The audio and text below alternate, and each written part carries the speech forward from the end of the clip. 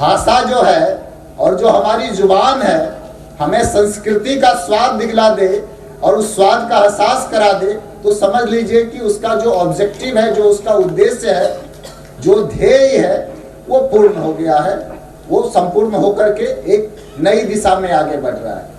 और जो भाईचारे का प्रश्न है, भाईचारा, भाषाएं जब जुड़ती हैं एक दूसरे के साथ तो हमें समृद्धि प्रदान करती हैं, सांस्कृतिक विरासत की समृद्धि देती हैं, हमारी ऐतिहासिक पहचान को और विस्तृत करती है। एक दूसरे को भाषा काटती नहीं, और उर्दू तो खास तौर से कभी खुद आत्मसात होती हैं और कभी खुद आत्मसात कर लेती हैं दूसरे लफ्जों को भी। और यही परप्पन होता है कोई भी भाषा का, जो भाषा से बढ़ के जुबान होती है और जो संस्कृति से बढ़ के आगे निकलती है। आप देखिएगा कि किस प्रकार से बताया जा रहा था कि गालिब की बात हो, खुसरो की बात हो, अगर इन सब को हम जान ले तो हमें अपनी विरासत जानने में कितना मदद मिल सकता है।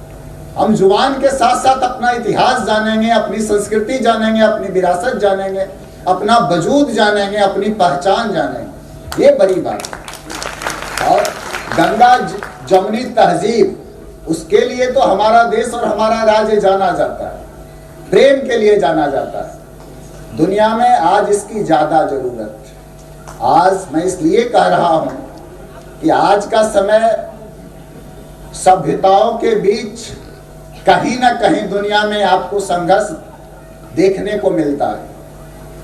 वो बड़प्पन की बात, वो अपनेपन की बात, अपना लेने की बात आज ज्यादा जरूरी है। इसलिए उर्दू जुबान और उसकी प्रासंगिकता न केवल बरकरार है बल्कि बढ़ चली है, ताकि हम इस दुनिया को भाईचारे का, प्रेम का, अपनेपन का संदेश दें। और जो टकराव है, जो समाज को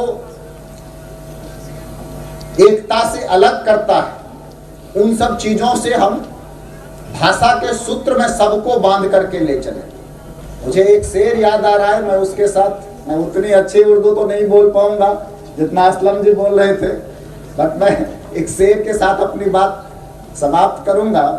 मैं कभी सुन रहा था कि वो अपनी नफरतें मेरे चेहरे तक लाया तो था, वो अपनी नफरतें मेरे चेहरे तक लाया तो था, मैंने चूमे हाथ उसके और बेबस कर दिया। वास्तव में यही है हमारी उर्दू की जुबान। एक बार फिर से इस अवसर पर, इस महफिल में जितने लोग आए हैं सबको मैं शुक्रिया अदा करता हूं, धन्यवाद देता हूं। नमस्कार।